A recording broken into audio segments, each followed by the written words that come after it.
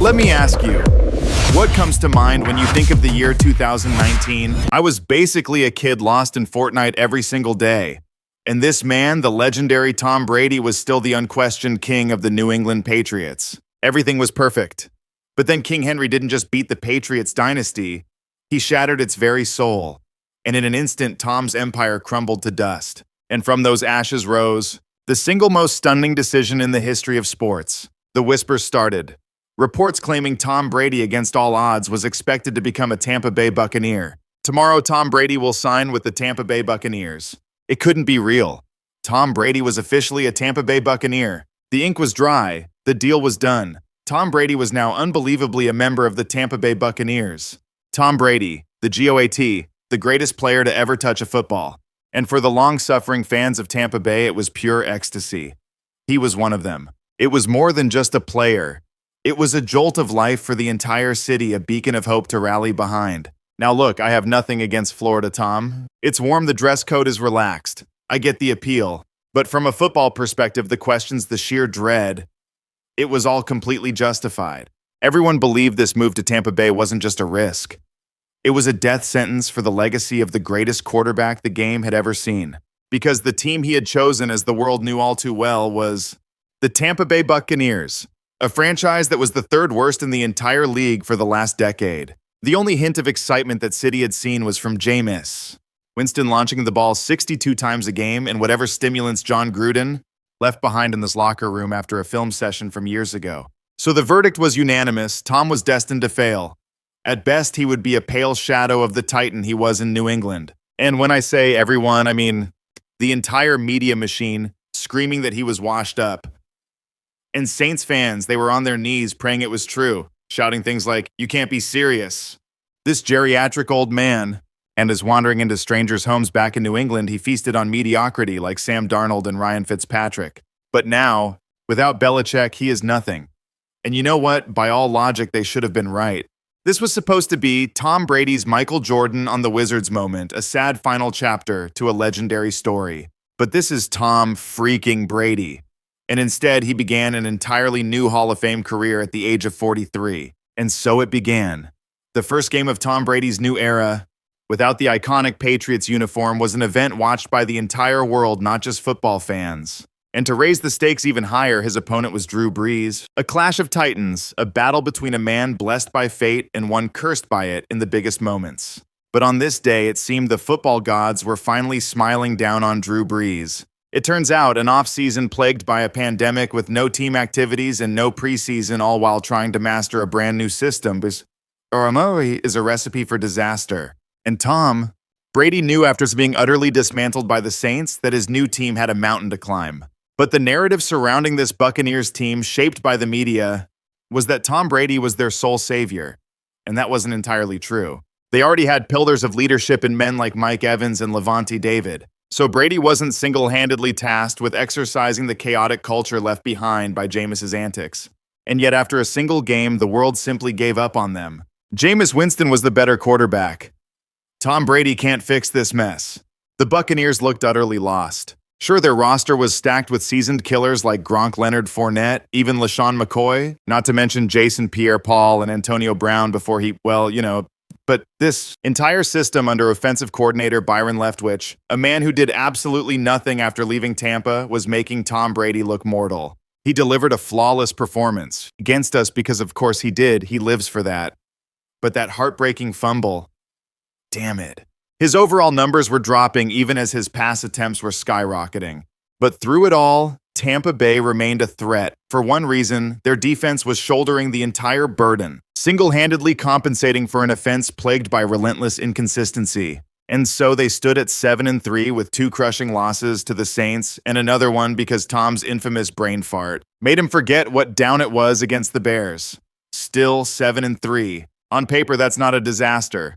But then came 2 straight losses, both by the exact same score, to the Rams and the Chiefs, and suddenly the entire city was hitting the panic button. The defense, once their bedrock, was now getting torched too, forcing defensive coordinator Todd Bowles to finally make a change. And for the guy who once ran, the New York Jets adapting wasn't exactly his strong suit, but this time he actually did it.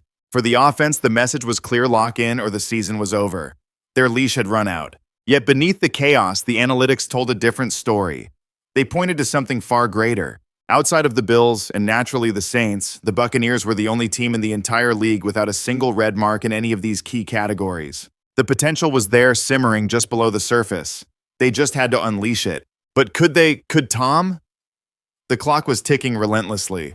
Trapped in a tough division with the crown already handed to the Saints, Tampa's only path forward was through the gauntlet of the wild card. And for a veteran-heavy squad built with championship or bust expectations is a wild card spot, really, something to celebrate. Hell no. And that's when Tom Brady decided to be Tom Brady.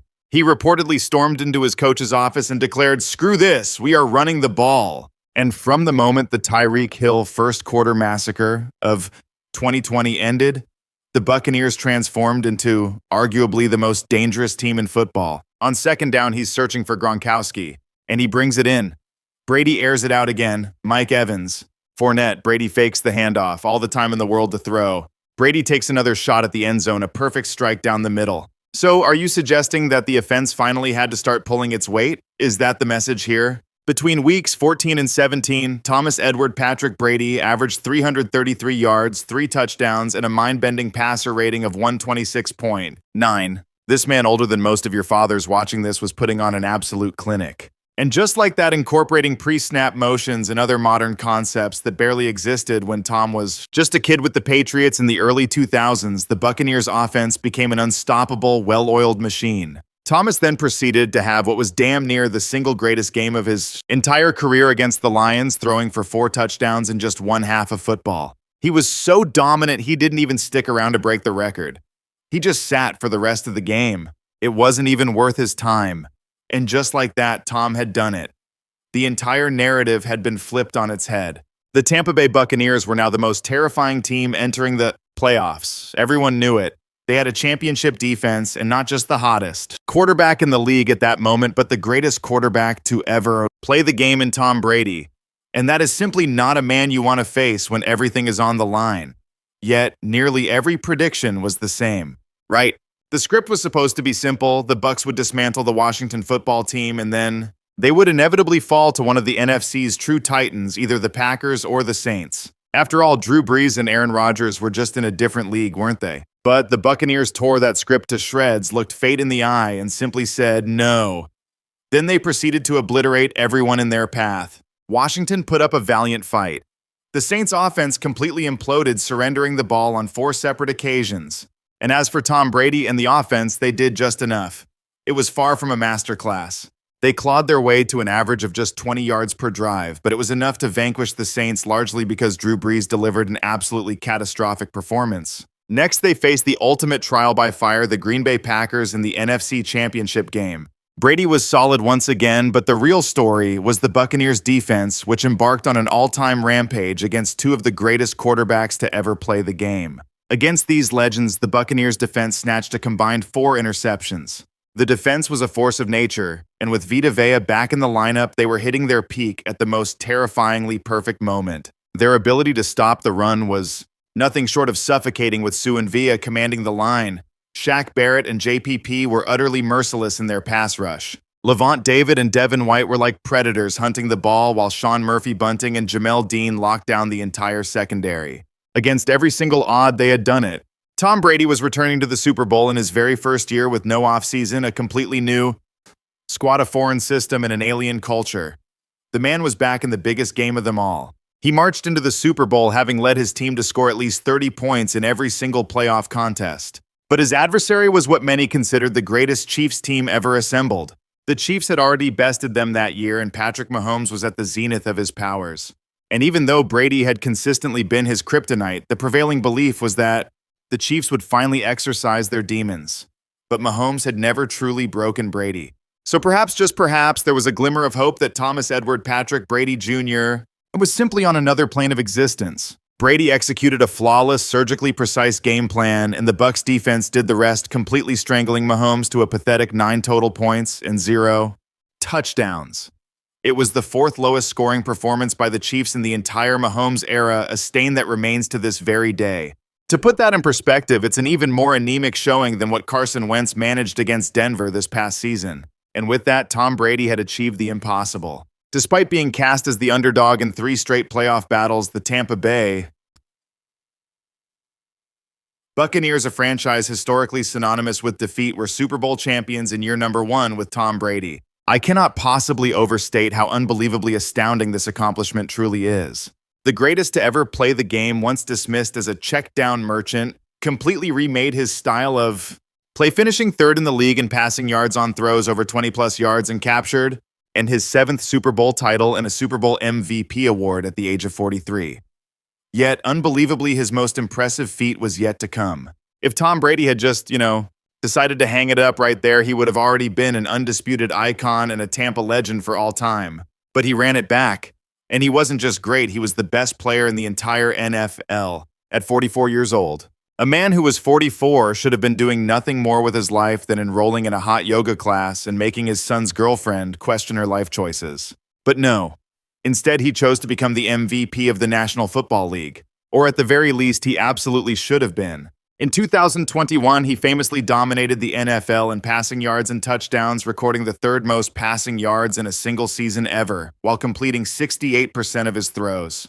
Yet the argument against Brady and his 13-win Buccaneers that season was the claim that they were just relentlessly throwing the ball to pad Tom's stats, even in games that were already well in hand. But that perception was completely divorced from reality.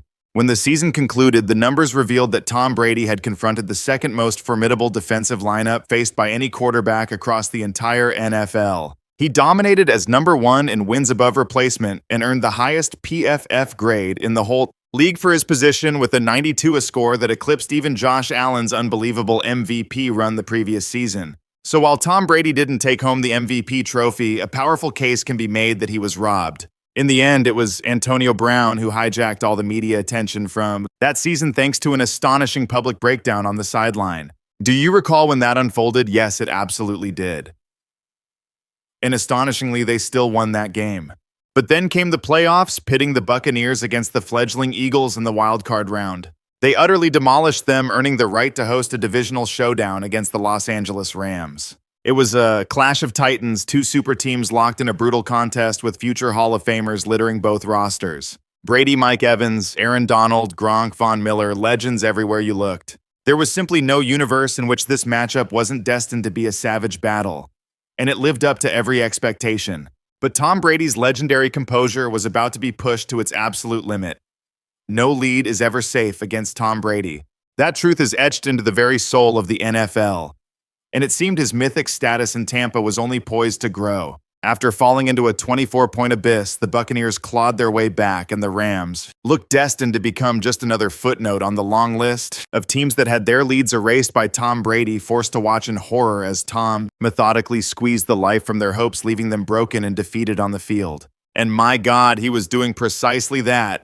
Tom Brady tied the game at 27-all, and incredibly, he was about to get the ball again. But the Rams, by some stroke of fortune, had 2 players of Hall of Fame caliber who had been delivering miracle plays all season long.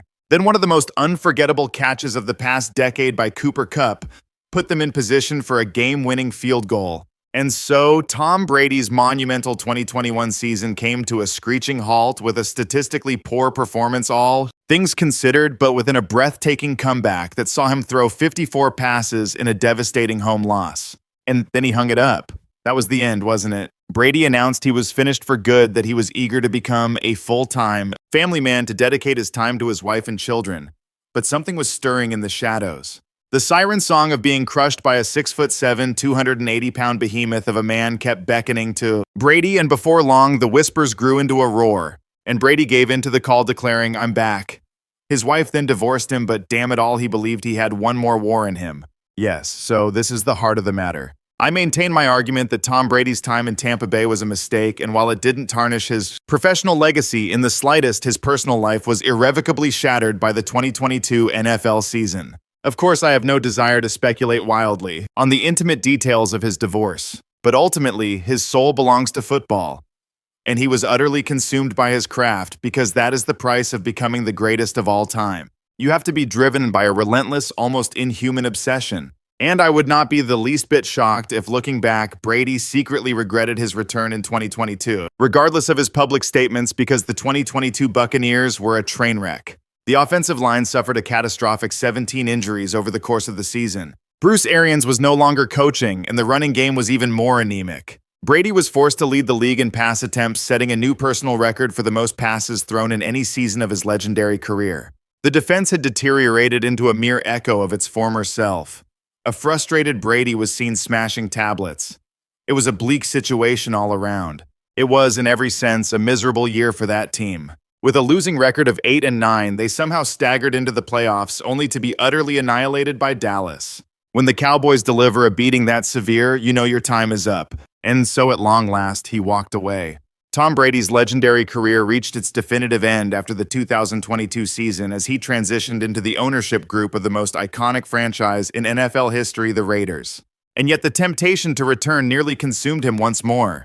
But whatever family and friends remained must have literally held him captive, forcing him to film that final goodbye.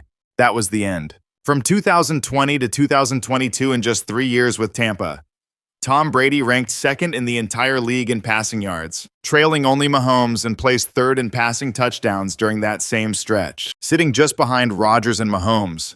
For a 44-year-old man, that is simply staggering. Instead of tarnishing his name with a slow, painful decline, Brady played at a level that screamed MVP. He seized another Super Bowl, endured the dissolution of his marriage, and achieved feats no one his age will ever replicate.